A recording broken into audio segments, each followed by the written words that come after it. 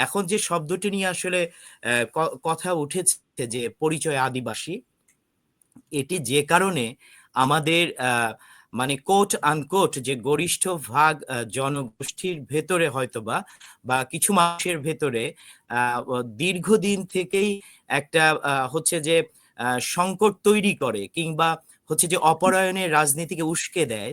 তার মূল কারণ হচ্ছে আদিবাসী শব্দটিকে অধিকাংশরাই মানে আদি বাসিন্দা শব্দের সাথে আসলে মানে মিশিয়ে ফেলেন, গুলিয়ে ফেলেন। তারা মনে করেন যে আদিবাসী এবং আদিবাসিন্দা মনে হয় একই শব্দ বা এটা হতে পারে সিনোনিম, সমনাম। সেটি কোনোভাবেই নয়। আদিবাসিন্দা মানে সেই জনগোষ্ঠীকে বোঝায় বা সেই মানুষকে বোঝায় বা কোনো একটি পরিবারকে বোঝায় যারা কোনো একটি ভৌগোলিক অঞ্চলে প্রথম বসতি স্থাপন করেছেন, এই রকমের নজির পাওয়া যায়। কিন্তু আদিবাসী বলতে সেটি কখনোই আসলে বোঝায় না। এবং অনেকেই আবার অনেক একাডেমিককেও আমরা আসলে দেখি কিংবা আ আ হচ্ছে যে অনেক অধিকার কর্মীদেরকে আসলে আমরা দেখি যারা আসলে বলছেন যে ইন্ডিজেনাস পিপলস কিংবা হচ্ছে ফার্স্ট নেশন কিংবা অ্যাবরিজিনাল এগুলার বাংলা হচ্ছে আসলে আদিবাসী। এটিও আসলে সঠিক নয়। আমরা এটি বারবার বলার চেষ্টা করেছি। কারণ এই যে শব্দগুলোর কথা বলা হয়েছে, সেই শব্দগুলো তৈরি হওয়ার অনেক আগে থেকে বা শব্দগুলো কাঠামোগতভাবে প্রচলিত হওয়ার অনেক আগে থেকেই এই অঞ্চলে আদিবাসী শব্দটা একটি সামাজিক বর্গ হিসেবে মানুষের জন্য জাতিগত পরিচয়ের জন্য ব্যবহৃত হয়েছে। এখন আমরা যদি ১৮৫৫ সনের হুল বা সাঁওতাল বিদ্রোহ দেখি, যে ফুলমণি, জানুমণি, তার যে ৪ ভাই, চাঁদ, ভাইরো, সিধু কানহুর যে লড়াই, সেটা একটা কলোনির বিরুদ্ধে আসলে লড়াই।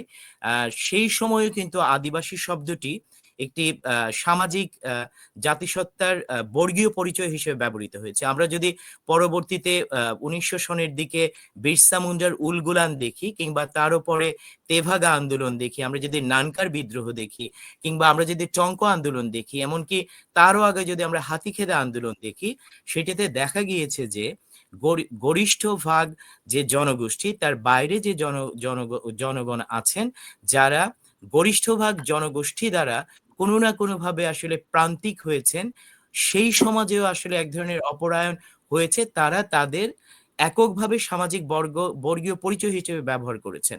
এখন আমরা কিন্তু এটা একটি ব্রিটিশ ঔপনিবেশিক সময়ে দেখেছি।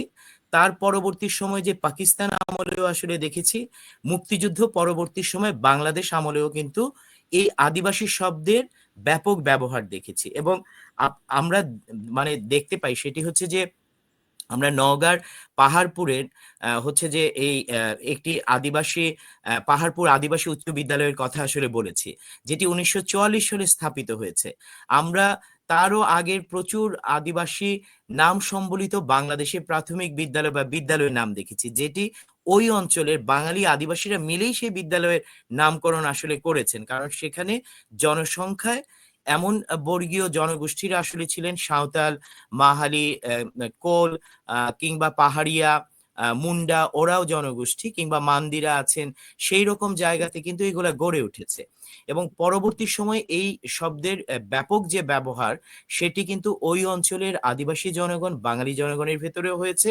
কিন্তু রাজনৈতিকভাবে যেটি ব্রিটিশ উপনিবেশের সময়ও কিন্তু আমরা দেখেছি যে তারা ট্রাইবাল শব্দটি কিভাবে চাপিয়ে দিয়েছেন এবং এটি ব্যবহার করতে চেয়েছেন, যার পরবর্তীতে আমরা দেখি যে বাংলায় উপজাতি শব্দের ব্যবহার হয়েছে এবং সেটা একাডেমিতে বা কোট আনকোট গবেষকের মাধ্যমে ব্যবহৃত হয়েছে। এবং বাংলায় আব্দুস সাত্তারের আরণ্য জনপদে যে বইটি কোট আনকোট অনেক বেশি আদিবাসী আহ জীবন নিয়ে, সেই বইটির রিপ্রেজেন্টেশন নিয়ে ১ কোটি রকমের তর্ক আছে, কিন্তু সেখানে উপজাতি শব্দটিকে জায়েজ করা হয়েছে এবং আমাদের মধ্যে প্রতিষ্ঠা করার চেষ্টা করা হয়েছে। কিন্তু